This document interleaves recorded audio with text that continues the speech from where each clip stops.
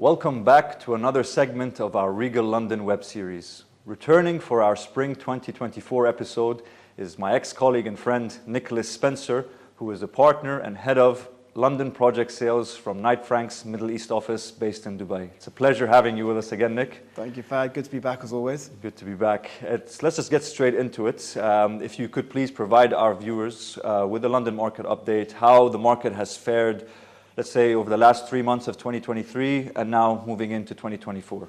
Yeah, of course. So, I mean, it's no secret that there's been some economic headwinds over the course of the last 12 months, and that sort of built to a head, I think we saw towards the end of last year, and we all sort of went into the Christmas period with a little bit of trepidation as to how 2024 would unfold. But fundamentally, the London markets remained very resilient, as it usually does. We've seen demand up by about 8%. We've seen a bounce in sales in 2024 by 13%. Okay. And if you look at the prime central London market over the course of the last 12 months, where everybody was predicting that it would be one of the hardest sectors to be impacted, we've actually seen prices rise by about 3.8%. So despite the tumultuous conditions, we've got some really positive success stories to speak of in 2024. No, it's very positive, and I guess it's just from our experience being in the market as well for the past, 15 years, it just shows London is always going to be very resilient. It is the strongest property market in the world, exactly. And I know you mentioned that in your multiple wealth reports that you send out. Yeah. But we can just move on to the trends from this region. Have the trends in terms of buyer demographic, in terms of buyer behaviors changed? Are people looking from the Middle East? Are people looking at investment or end use, off-plan, completed properties?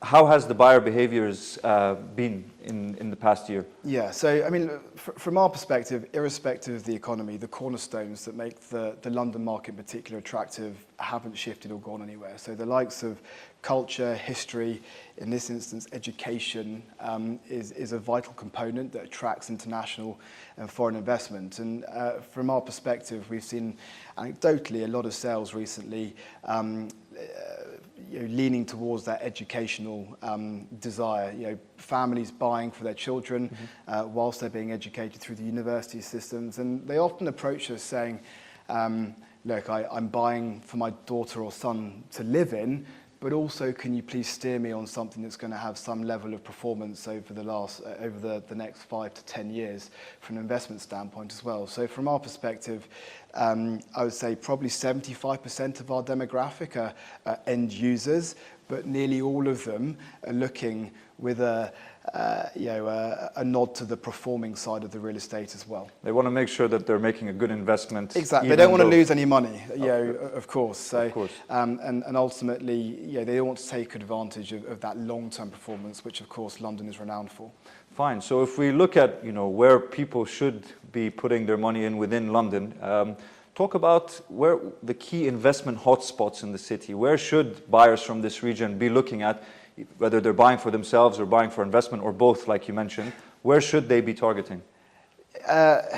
So London, as we know, is essentially a city of villages. There's lots of hotspots all over the place, but I think two that have jumped out from the investment standpoint recently, Brent and Wembley. Within Brent has been a market that has been outperforming the rest of West London, with gross yields peaking at around 6% in the secondary market in particular.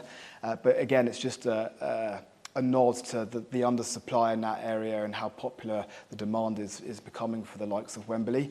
And then a bit of a curveball, and again linked to undersupply, the city of London, which has been performing very well, with again gross yields peaking just above 6%. Again, totally linked to the undersupply, but it's that location element, isn't it? You're close to the centre of London, you're well connected, there's vibrancy on your doorstep.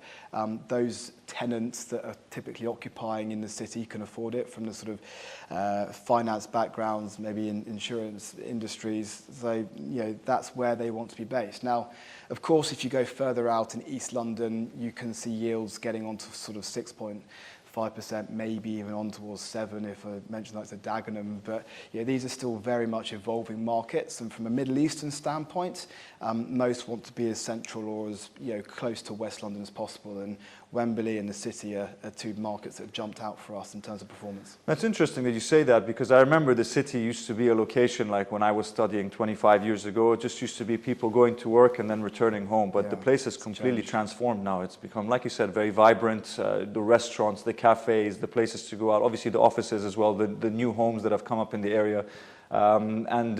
Leads me on to my final question, because we do have a development there. So of our 4 developments in our portfolio, we've got Fulton and Fifth in Wembley, we've got the Clarendon in Watford, behind you we've got the Hayden in the City of London, and we have also got the Laundry in London Fields. Where would you put your money today of our 4 developments? You have a diverse and compelling portfolio at disposal, so it's a luxurious position to be in. We know about the performance of Fulton and Fifth. We've been fortunate to be involved in that. And as I mentioned earlier, we are seeing people leaning towards completed options as well. In fact, I don't know if I did mention that earlier, but people are leaning towards completed options because of the narrative of the economic market at the moment. People want to make quicker decisions and move in as quickly as possible based on tangible facts. And the Hayden is obviously going to be a product that this year will yield that and provide that. But from my perspective, it's actually the Clarendon that I would put my money in. You've got close access into the centre of London, 20 minutes away. You've got a vibrant lifestyle at your disposal. Set back from London, so you've got that element of escapism as well. But most of all, it gives you the best bang for buck. It's the cheapest entry point with one of the best yields. And I just think it's a golden combination. So for me, it would be the Clarendon that I would go for. Oh, I take your point on that. The council is investing 1.5 billion over the next 10 to 15 years. They've had the expansion of the new shopping centre, new business park.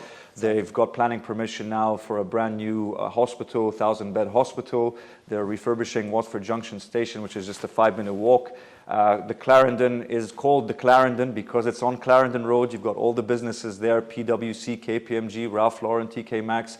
So you've got a massive tenant demand as well to come move into the building. Although we are completing on this building in September, there are still another 35,000 homes coming up within the town of Watford as well. So you're essentially not even phase 1. This is like day 1 of a massive, regeneration scheme that's coming up.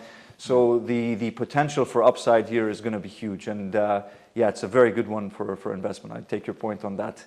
Well, thank you, Nick. Thank you for your time today and for providing an update for our viewers in the region. Catch up.